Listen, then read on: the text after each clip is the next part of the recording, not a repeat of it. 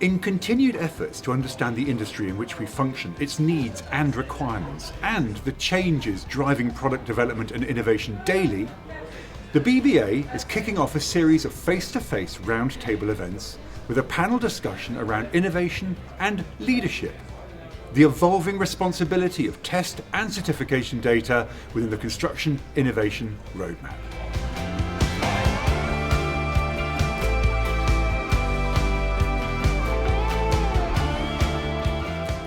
Right, well, I'd like to take your views on the role that digitised testing and certification data plays in future product development. So, let's start by asking Bill Hewlett, Technical Director here at the BBA, where you've stated, and I quote, "The embedded technical excellence here at BBA is the springboard using our history to build for the future." Now, it's a positive message, of course, but would you say testing and certification enhances or restricts new product development? Pretty much wherever we see digitisation as a process, as a sort of takeover in the marketplace, we see that bit in the automotive, medical sciences and so forth. So we'll hear more about that in this discussion, I'm sure. But taking the specifics of your question, I want to start with the easy one, which is actually the second part, certification data.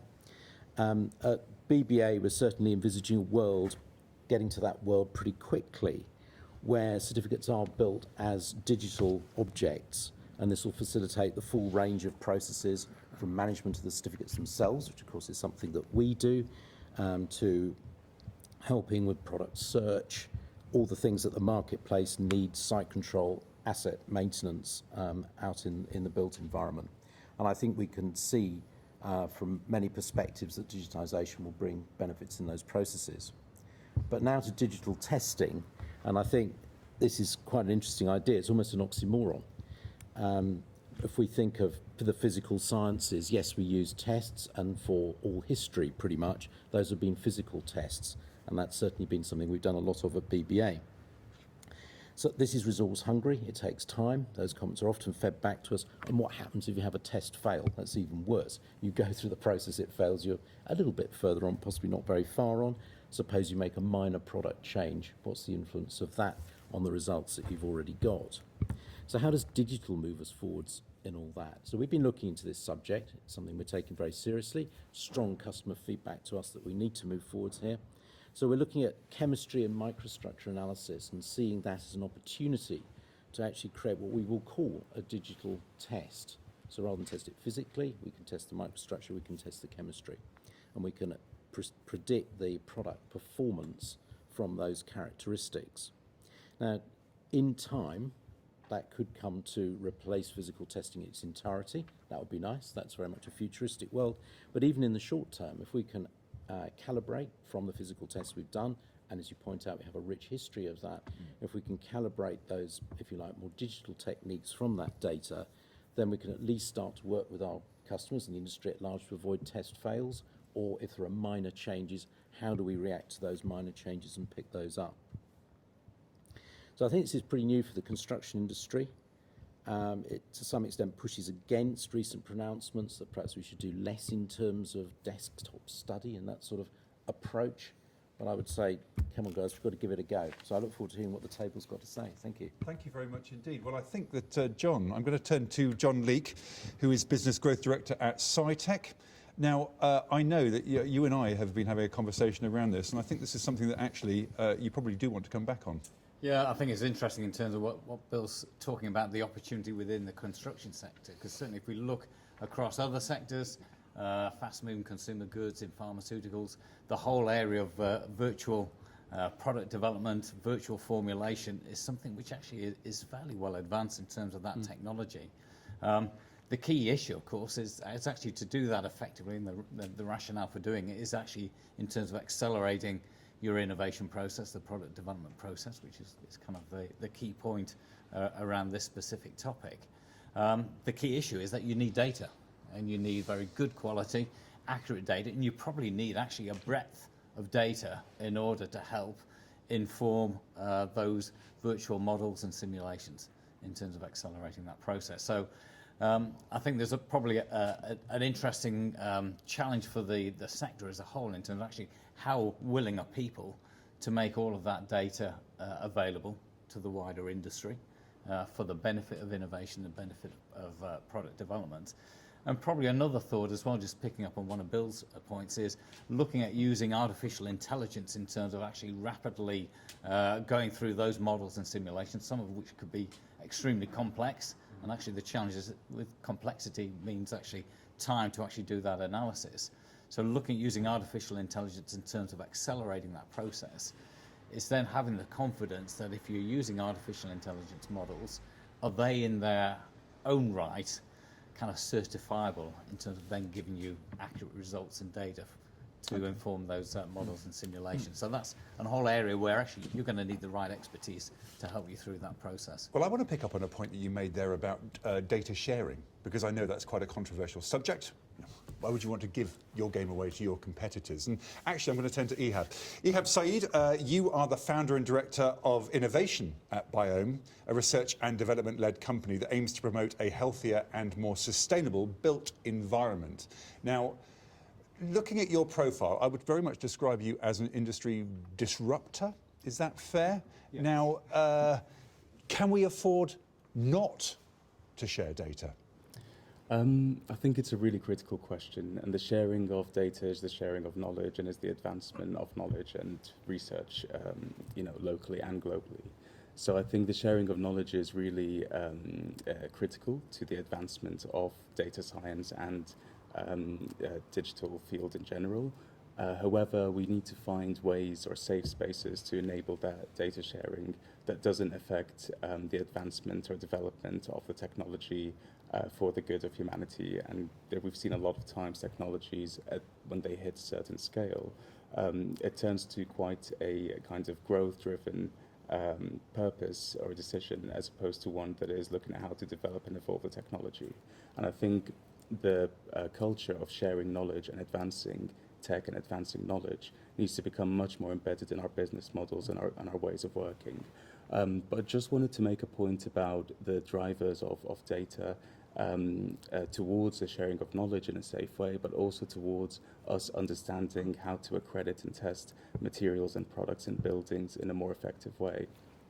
And I think for the first time in human history, we're able to understand Earth systems and the world around us in a much more complex and a much more intricate and sophisticated way. And that enables us to analyze and assess materials and products in buildings in real time, but also in simulations and digital twins in ways that we never have been able to.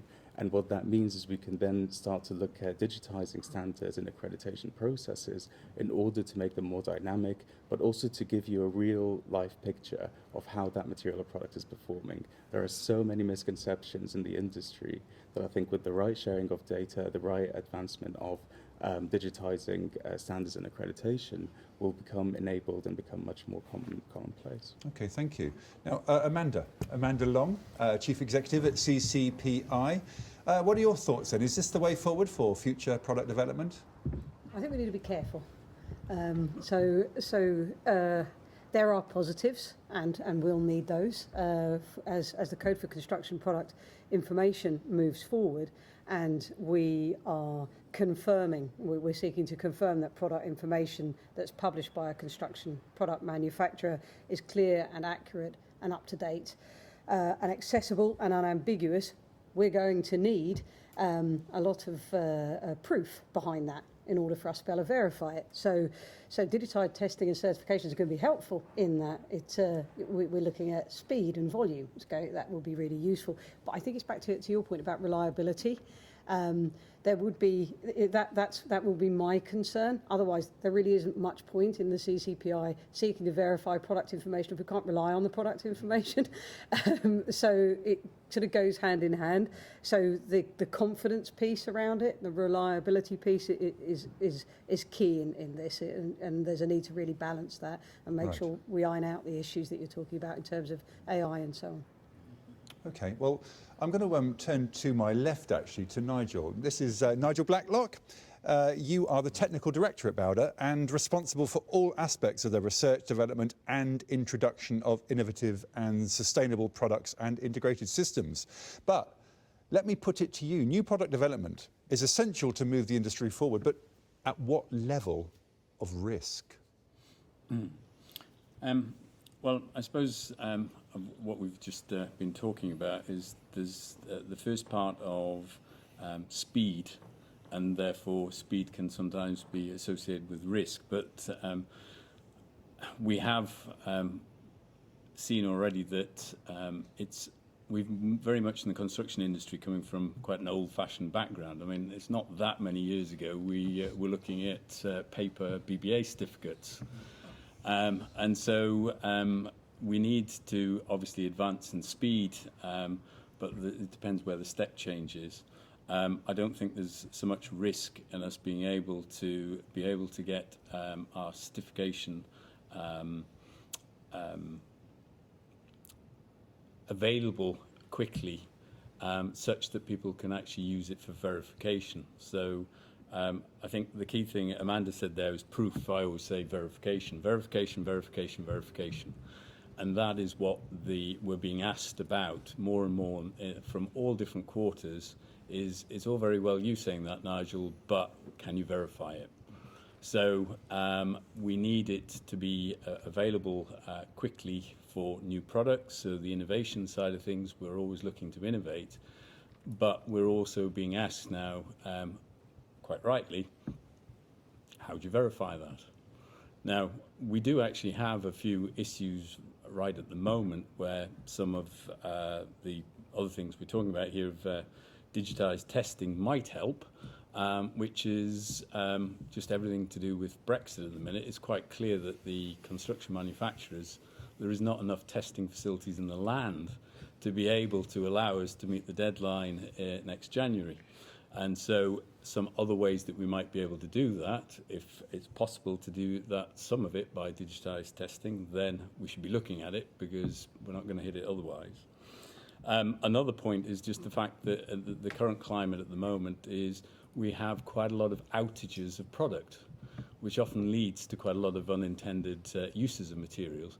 But it also has the point of, for things like raw materials, we often have to change raw materials quite quickly. And by the time we've had them verified is the fact that we've actually onto the second one, if not the third one. Yep. So that is another area that, as we've been having this conversation, that it was just more coming to me. But certainly coming back to the second point, as Bill referred to, the digitised certification, for us, we are looking for it to speed up, and we do want to go from paper to digital. Everything is pointing in that direction. We've got the digital twins has been mentioned. It has to be accurate, of course, but we have to have it in a timely manner. So waiting for months to change something is too long now. I mean, it would have been years, so I'm even being kind to say months. So is the fact that now, if something comes along, we should be able to actually change within weeks. And so digitisation allows us to do that, as long as we have the right guidelines. And so that is one of the areas where we talk about digital being the new oil. Well, to sort of like take that a bit further, if you or data, if you have the wrong data, it's a bit like having the wrong oil or fuel in your car. So we also have to check what we're actually working with and verifying against. So that's. Thank you. Well, I saw a lot of nodding heads there, of course. And I'm going to try and get everyone's opinion in the time we have. I'm going to turn to James. James Biggs, you're Head of Technical at Berkeley Homes. What would you like to come back on that? Well, firstly, I'd like to wholeheartedly agree with moving testing into a digitalised format that we can respond far quicker to changes, whether that's as a need from raw material, shortage of material, or whether we've established a product doesn't perform in the manner that we need it to or want it to. So being able to respond to that quickly through digitalised testing and certification is a must, and I do really support that. but I would agree with Amanda that there's a need for warning or care to be taken in that area. We've seen a huge shift in professional indemnity insurance in recent years as a consequence of Grenfell, and therefore to put things in the market that aren't tried and tested for the period of a protection that all consultants, designers, businesses require under the insurance requirements make people nervous that they're going to shift to something that's unknown, that isn't tried and tested. I think what's more with that is whilst we can use digitalised testing to give us an indication of how a material is going to perform, unless we put it next to or in conjunction with the material it's intended to use, we don't know what the unintended consequences are of how a material might respond being put in adjacent to another. So now we can validate that right now through a CFD model to test how smoke might be extracted out of a corridor, and then you would do a smoke test at the end once you've built it to make sure that the assumptions put in that model are indeed how it's performing. So I think we do need to be careful that we don't move too quickly, because there will be an obstruction there where the PI market won't accept it, or more importantly, the mortgage lender won't accept it, because we are seeing more and more requests for information on how we are constructing products in the industry, and they won't accept particular products being used in particular manners, and therefore you lose a purchaser because they can't obtain a mortgage anymore. So it's far-reaching, but I certainly do think that's the direction we need to head. Well, actually, the point you made there about smoke extraction is the perfect time to bring in Neil.